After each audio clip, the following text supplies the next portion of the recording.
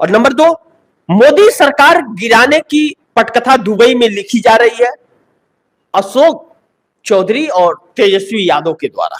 क्या अशोक चौधरी कांग्रेसी है, कांग्रेस से आए हुए जेडीयू में है? नहीं बनी, चले आए। अब आ गए तो अभी इस बीच में जो बार बार बैठकें हो रही थी नीतीश कुमार की पार्टी की, उस पार्टी के अंदर कई धारे बन गए थे। एक इंडिया गठबंधन के साथ जाना चाहते थे, एक मोदी के साथ रहना चाहता था। अशोक चौधरी ने इस बीच जब नीतीश कुमार डिसीजन नहीं ले पा रहे थे तो अशोक चौधरी ने पार्टी में दो धड़ की है और कहा कि आप रहिए मोदी के साथ, हम लोग जाएंगे इंडिया गठबंधन में। इस बीच पार्टी समाप्त हो जाती। इसके लिए अशोक चौधरी को राष्ट्रीय महासचिव जेडीयू का बनाया गया और जेडीयू का राष्ट्रीय महासचिव बनने के तुरंत बाद उन्होंने जो बयान दिया, कहा कि मैं कांग्रेस के साथ कंफर्टेबल हूं, कांग्रेस के साथ कंफर्टेबल हूं, यानी कि नीतीश कुमार को जाना पड़ेगा कांग्रेस के साथ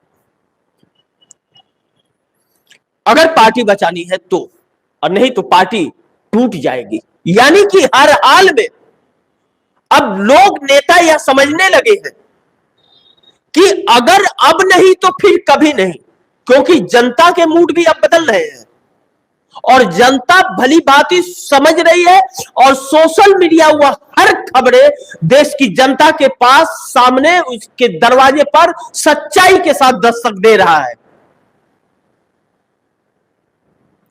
अब नीतीश कुमार अगर यह कार्य नहीं करते हैं तो नीतीश कुमार की पार्टी ही समाप्त हो जाएगी, तो नीतीश कुमार का वजूद क्या रहेगा। इसलिए नीतीश कुमार ने खत लिखा प्रधानमंत्री नरेंद्र मोदी को कि भाई देखिए, अब विशेष राज्य का दर्जा अब तो आपको देना पड़ेगा और 9वीं अनुसूची में आरक्षण को डालना पड़ेगा, या आप देते हैं तो हम आपके साथ हैं और नहीं तो गुड बाय बाय बाय कर दिया। अब यह कहा जा रहा है कि तेजस्वी यादव जो दुबई में गए थे, परिवार के साथ गए हुए हैं, बिटिया हुई है, बिटिया को लेकर के गए हैं घुमाने के लिए। अब अशोक चौधरी दुबई पहुंच गए और उनकी मुलाकात तेजस्वी यादव से हुई है दुबई में। अब यह कहा जा रहा है इधर जेपी नड्डा आ रहे हैं और कार्यकारी अध्यक्ष जो अमित शाह के कहने पर नीतीश कुमार ने संजय झा को बनाया था। संजय झा की बिल्कुल सुनने को तैयार नहीं है, क्योंकि संजय झा भाजपाई है और आरएसएस के हैं। वह भाजपा से ही जेडीयू में आए हैं और वह वही सूत्रधार है इंडिया गठबंधन से भाजपा गठबंधन में लाने के, संजय झा। उसके बाद मनीष वर्मा को बनाया राष्ट्रीय महासचिव, बना करके उनका पावर छीन के उनको दिया। ललन सिंह जो बहुत करीबी दोस्त थे, जेडीयू के राष्ट्रीय अध्यक्ष भी रहे, वह नरेंद्र मोदी से मिल गए। जब मिल गया तो कार्यकारिणी को भंग करना पड़ा नीतीश कुमार को। ऐसी परिस्थिति के अंदर नीतीश कुमार अब यह खत जो लिखे हैं इसी का एक आधार है कि उसी खत के द्वारा वह जानते हैं कि यह मांग या पूरी नहीं करेंगे, पार्लियामेंट में जवाब दे चुके हैं और जैसे ही यह ना करेंगे हम छोड़ देंगे, तब तक पितरपक्ष भी खत्म हो जाएगा। 3 तारीख से नवरात्र चालू होगा, 8 तारीख को रिजल्ट आने वाला है हरियाणा का और मौसम वैज्ञानिक चुनाव के हैं ही नीतीश कुमार, तो वैज्ञानिक है तो हो सकता है कि 10 तक वह साथ भी छोड़ दे। इसी की पटकथा शायद दुबई में लिखी जा रही है।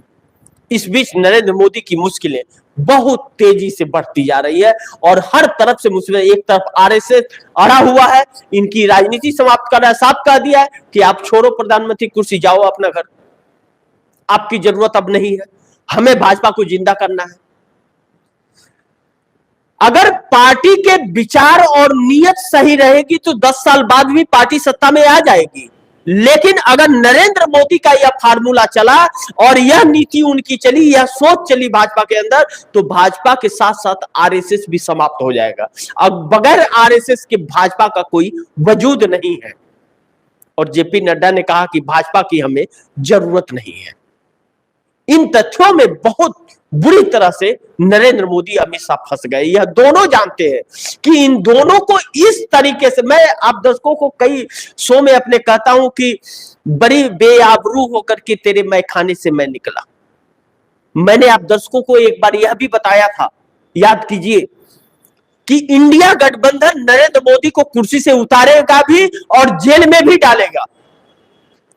महाराष्ट्र चुनाव के बाद याद कीजिए कि शरद पवार ने क्या कहा। शरद पवार ने कहा था, जिन्होंने मेरी पार्टी तोड़ी मैं उसकी सरकार तोड़ दूंगा। राहुल गांधी ने क्या कहा कि मैं सरकार बदलने जा रहा हूं। और राहुल गांधी के बयान को और शरद पवार के बयान को नजरअंदाज नहीं किया जा सकता। इसीलिए यह लोग हर कीमत पर राहुल गांधी को फंसाना चाहते हैं। इसीलिए अरविंद केजरीवाल को एक्टिव किया गया कि हेडिंग उनकी हटे राहुल गांधी की। लेकिन अरविंद केजरीवाल की क्या विसात कि राहुल गांधी की हेडिंग को हटा सके। तो यह चीजें अरविंद केजरीवाल आरएसएस के कहे मुताबिक चलते हैं। वह आरएसएस के ही प्रोडक्ट है अरविंद केजरीवाल। अन्ना हजारे आंदोलन जो था वह आरएसएस का प्रोडक्ट थे अन्ना हजारे। नहीं तो कहां गया लोकपाल बिल? उसी वक्त तो कांग्रेस की सत्ता चली गई। 10 साल से तो भाजपा की ही सत्ता है। तो अन्ना हजारे कहां है और वह लोकपाल बिल कहां है? पता चला? कुछ नहीं पता चला, क्योंकि वह आरएसएस के प्रोडक्ट थे। अब इस बीच अरविंद केजरीवाल की पोल अरविंद केजरीवाल ही खोल दिए आरएसएस से सवाल पूछ करके। अब वह मोदी को लेकर के आरएसएस से सवाल पूछ रहे हैं। इस बीच लोग पहचान गए ये अरविंद केजरीवाल की हालत खराब हो गई। आरएसएस ने आम आदमी पार्टी भाजपा की बी टीम बना करके जन्म दिया। लेकिन नरेंद्र मोदी आरएसएस के फार्मूले पे नहीं चले, हर बात मानने से इंकार कर दिए और वह दुश्मनी के चक्कर में अपनों को भी ले डूबे।